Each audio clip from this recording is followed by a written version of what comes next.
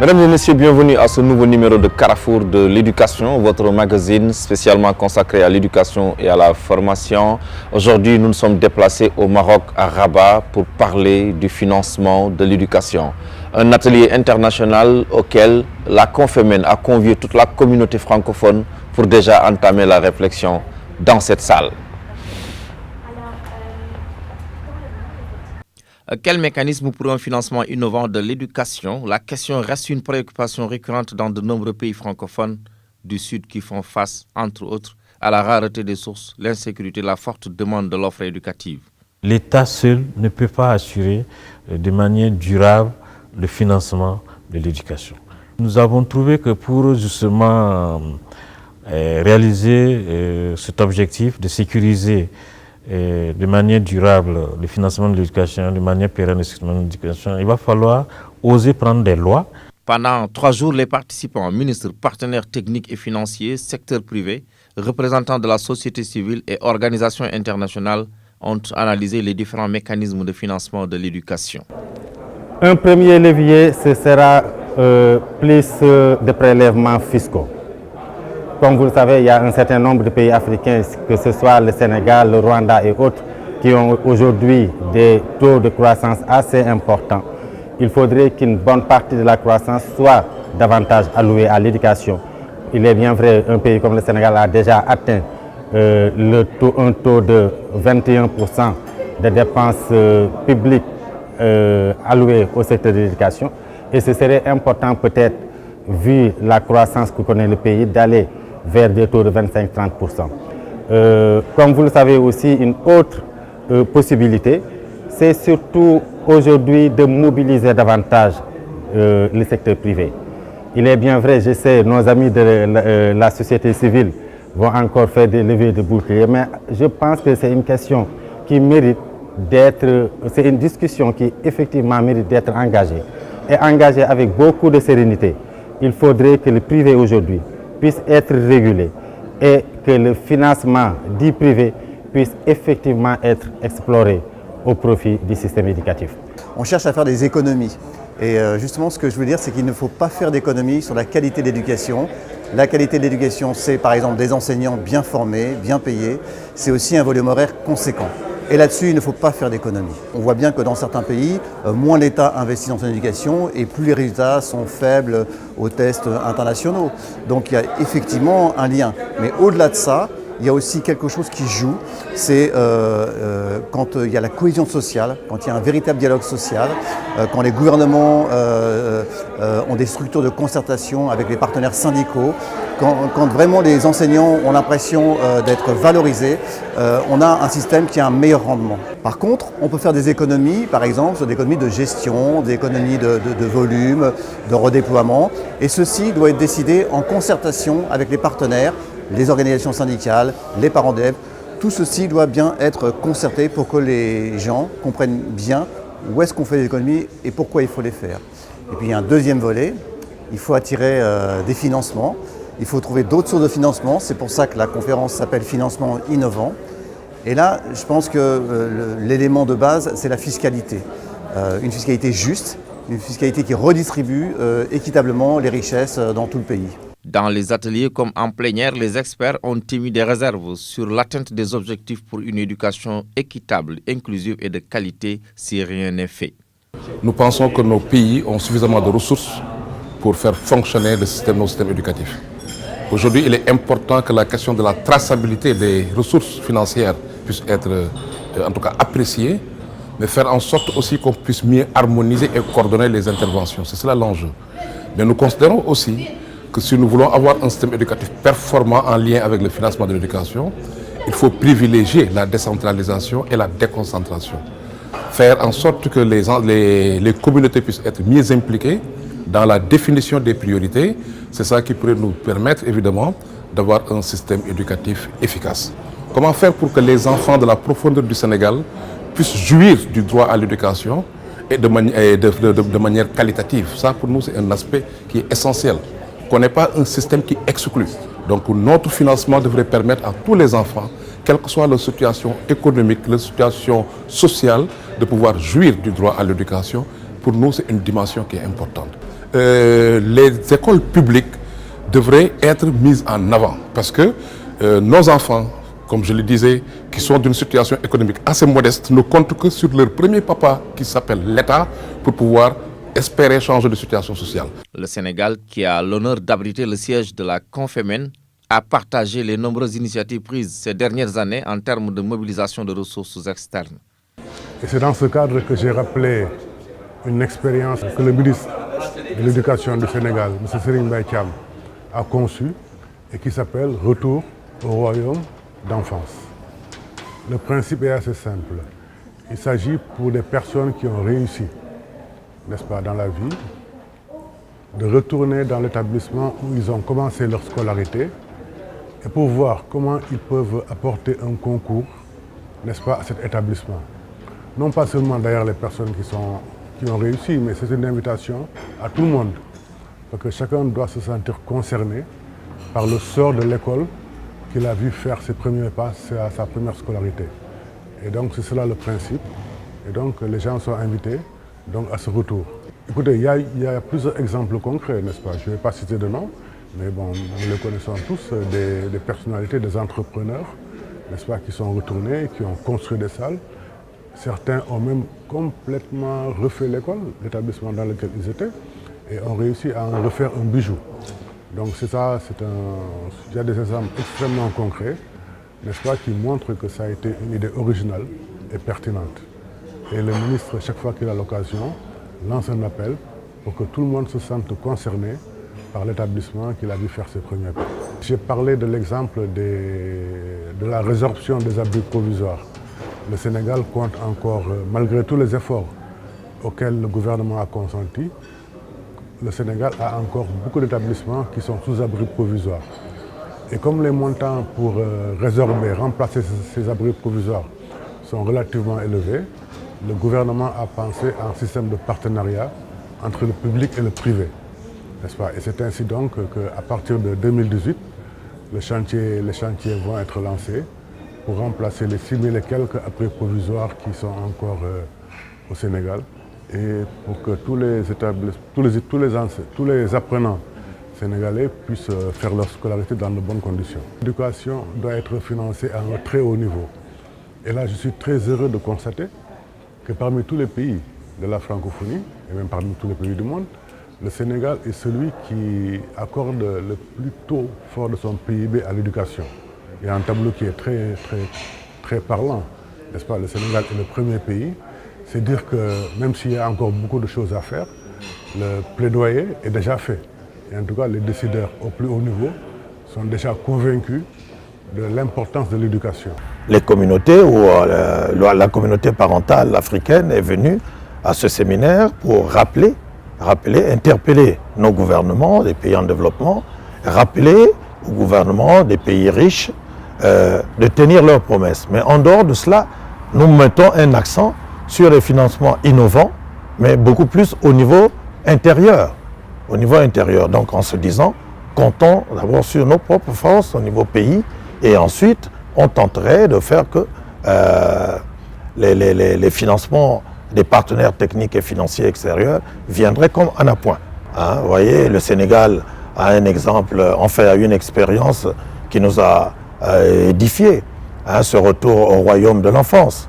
Et nous, au niveau du Congo, Brazzaville, l'expérience du Renato, qui est une forme de fundraising, mais cette forme de levée de fonds est un peu différente avec celle classique, dans ce sens que en amont, il y a une évaluation des besoins et ensuite on invite les potentiels généreux donateurs. La contribution des anciens, c'est déjà, j'allais presque dire, c'est une dynamique à laquelle j'adhère personnellement, puisque je fais partie d'une association des anciens élèves dans l'établissement où j'étais et je suis moi-même, je développe cette politique parce qu'il est important que les anciens reviennent vers leurs établissements. C'est une manière de dire merci, c'est une forme de reconnaissance et ça permet aussi d'aider les plus faibles parce que vous savez que tout le monde n'a pas le même niveau social et ceux qui en ont, ceux qui ont un peu plus, doivent pouvoir aider ceux qui n'en ont pas suffisamment. À la fin de la rencontre, les participants, sous l'éclairage des exposés de cadrage, des études de cas et des échanges d'expériences ont élaboré l'appel de Rabat, un texte de 17 recommandations innovants pour obtenir les ressources financières requises et qui répondent aux ODD. Ils ont invité tous les gouvernements des pays membres de la Confémène à allouer une plus grande part des dépenses publiques au secteur éducatif jusqu'à atteindre au moins 6% du produit intérieur brut PIB. Mesdames, Messieurs, vous venez donc de suivre le reportage que nous avons réalisé à Rabat pendant ces 3 jours d'ateliers d'échange. La problématique du financement de l'éducation, un défi pour nos systèmes éducatifs. Et pour en parler, je reçois Monsieur le secrétaire général de la Confémène. Bonsoir SG. Bonsoir, merci, bienvenue. Merci. Un atelier international sur le financement de l'éducation. Pour vous, quels sont les enjeux d'une telle initiative? Merci beaucoup. Merci de m'inviter à votre émission. Et justement, en collaboration avec le ministère de l'Éducation du Royaume du Maroc, le ministère de l'Éducation de la France et puis la Confémène, nous avons souhaité organiser un séminaire international sur le financement de l'éducation. Les enjeux, vous savez que la communauté internationale vient de prendre un nouvel engagement pour l'éducation 2030. Et à ce propos, il va falloir multiplier les financements, mobiliser davantage les ressources pour pouvoir réaliser les objectifs. C'est pour cela que les ministres de la Confémène ont pris la décision depuis 2014 à Abidjan de mener la réflexion et en 2016 à Libreville, c'était une décision pour nous inviter d'organiser un séminaire international pour approfondir cette réflexion sur les mécanismes de financement et les financements innovants pour assurer le financement des systèmes éducatifs. Qu'est-ce qui peut être aujourd'hui un obstacle pour nos systèmes éducatifs d'être bien financés? On a comme l'impression qu'on en a parlé depuis plusieurs années, mais jusque-là, il y a encore des efforts à faire. Ah oui, vous savez bien que le contexte aujourd'hui, que ce soit au niveau national ou au niveau international, il y a des défis terribles. Le défi de la croissance démographique, comment gérer ça? Et tous les pays, surtout dans l'espace francophone, sont confrontés à ça, notamment au niveau des pays africains. Il y a les défis de la sécurité, il y a le défi de financer les autres secteurs, la santé, et même l'économie, l'emploi des jeunes. Donc, le secteur de l'éducation, qui fait partie de tout un ensemble, fait que justement, il n'y a pas suffisamment de ressources pour pouvoir financer entièrement les objectifs de l'éducation pour tous. Donc c'est pour ça il va falloir que les pays innovent, entreprennent des réformes courageuses pour assurer justement le financement de leur système éducatif. Et pendant 3 jours, vous avez échangé, il y a eu des présentations. Alors, est-ce que vous pouvez rapidement nous dire comment vous avez pu peut-être sélectionner les experts qui sont là, enfin, à quel niveau on peut peut-être juger la qualité pour pouvoir espérer des solutions? Pour arriver justement à ce séminaire, il y a eu un travail de préparation. D'abord, il fallait réfléchir sur la qualité des participants. C'est pourquoi nous avons demandé au ministre de constituer une délégation. Et cette délégation, c'est le ministre lui-même d'abord, plus le responsable financier, donc le directeur de l'administration et des finances du ministère et le correspondant national de la Confémène. Ensuite, nous avons essayé d'identifier des experts internationaux, certains qui nous ont aidés à animer les panels et surtout un expert international bien connu qui est au niveau du Sénégal, qui est le CRES, le consortium de recherche en économie sociale, donc qui nous ont accompagnés à faire le document de cadrage et faire une bonne analyse sous plusieurs angles pour traiter justement de cette thématique. Aujourd'hui, donc, je pense que plusieurs pistes de solutions sont dégagées. D'aucuns parlent, par exemple, de l'implication des collectivités locales, d'autres parlent des parents. Aujourd'hui, pour vous, si vous deviez donner peut-être des conseils à ces différents pays par rapport à tout ce que vous avez appris ici, par rapport aux échanges, quels sont aujourd'hui pour vous les axes prioritaires pour relancer le financement de l'éducation? la préoccupation et des ministres et des autres acteurs de l'éducation, c'est comment pérenniser et sécuriser le financement de l'éducation. Et nous faisons le constat, vous avez vu dans l'exposé de cadrage, que les ressources externes sont de plus en plus difficilement mobilisables. Donc, et même la tendance est à la baisse. Donc, ça veut dire qu'il faut prendre des initiatives au niveau local. C'est pourquoi les uns et les autres ont suggéré qu'il faut impliquer d'abord le niveau local, que ce soit les communes, les collectivités territoriales, les parents d'élèves, au niveau même des comités de gestion au niveau des écoles, ensuite le secteur privé, les enseignants, les organisations de la société civile et puis les pouvoirs publics. Donc l'État seul ne peut pas assurer de manière durable le financement de l'éducation. Les budgets des publics ne peuvent pas assurer tout. Il faut que tous les acteurs se mobilisent et s'impliquent dans le financement de l'éducation. Il y a bien sûr, vous savez, le secteur de l'éducation, c'est un domaine de partage de compétences. Et chacun va jouer son rôle.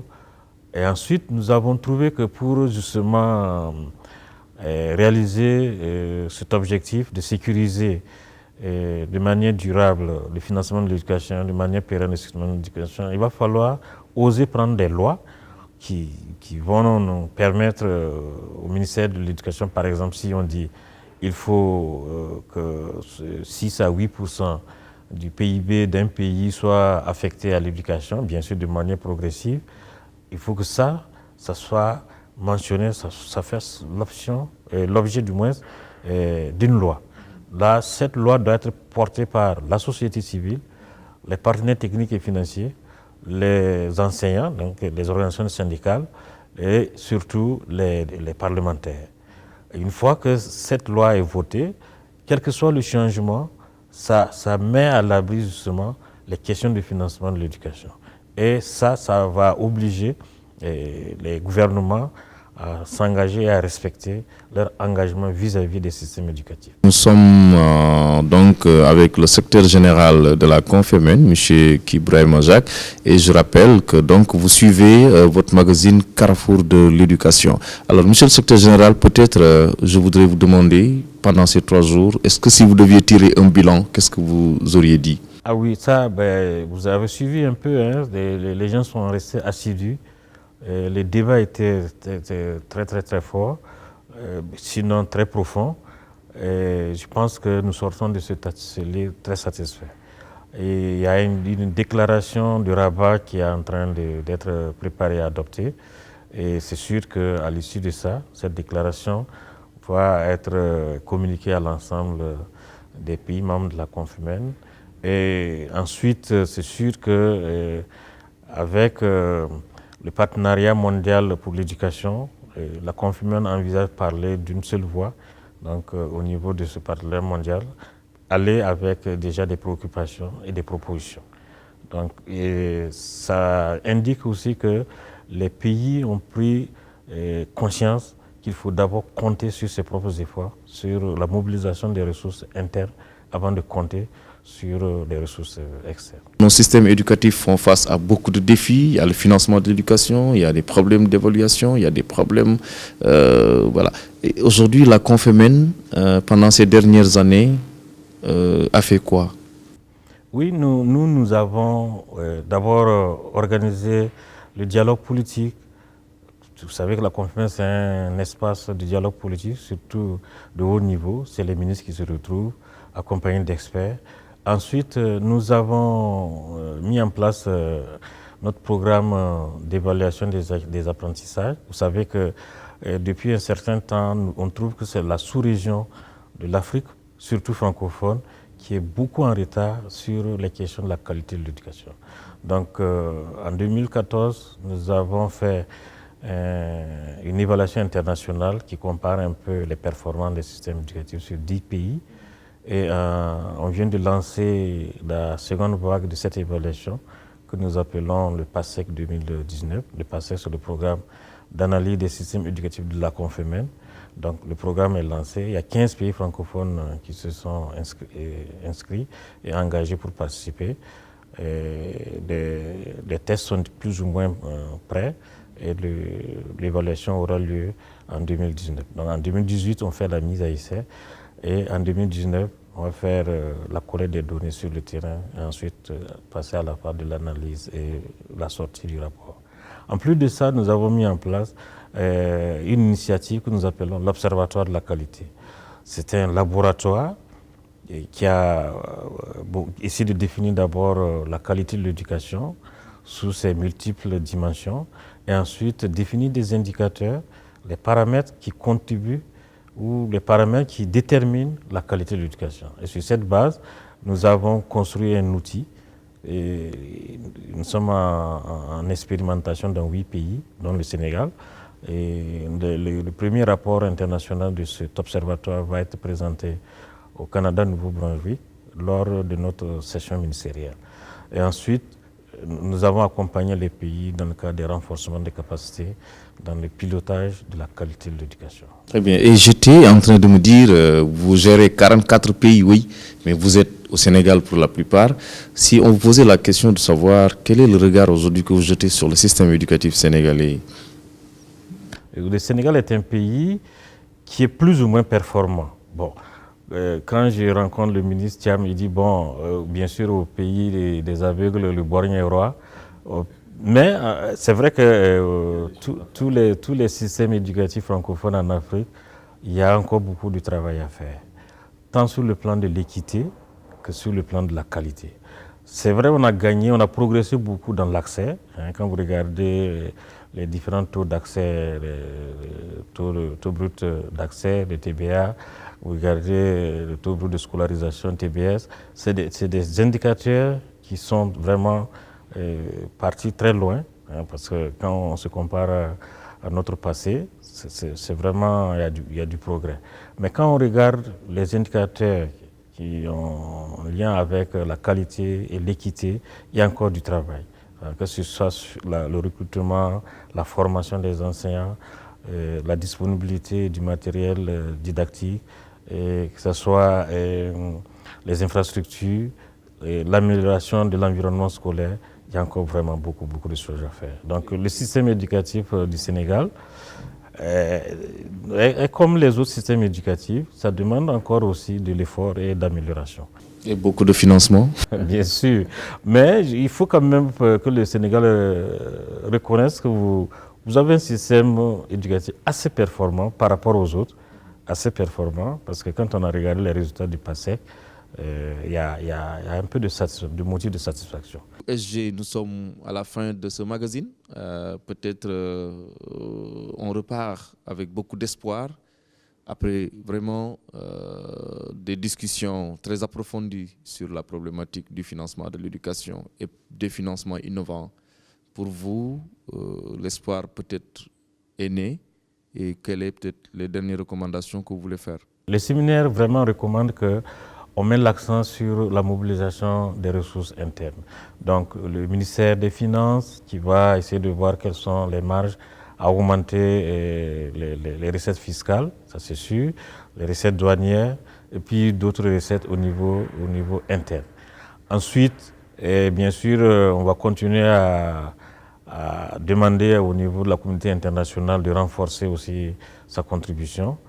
Et le séminaire recommande qu'il y ait assez de rigueur dans la gestion des ressources qu'on met à la disposition des ministères de l'Éducation. Ensuite, le renforcement des capacités au niveau des directions de la planification, des directions des affaires, des finances qui sont chargées, et surtout impliquer le niveau local, les collectivités, les services déconcentrés, et ensuite au niveau école, les chefs d'établissement, pour que justement on s'assure qu'on finance et la qualité et l'équité. Merci donc SG, l'espoir donc est permis après cette rencontre de Rabat. Chers téléspectateurs, vous avez vu ce qu'on a pu glaner à Rabat au Maroc donc durant ces 3 jours d'échange sur le financement de l'éducation. Nous vous donnons rendez-vous dans un mois pour un autre numéro de Carrefour de l'éducation. Au revoir.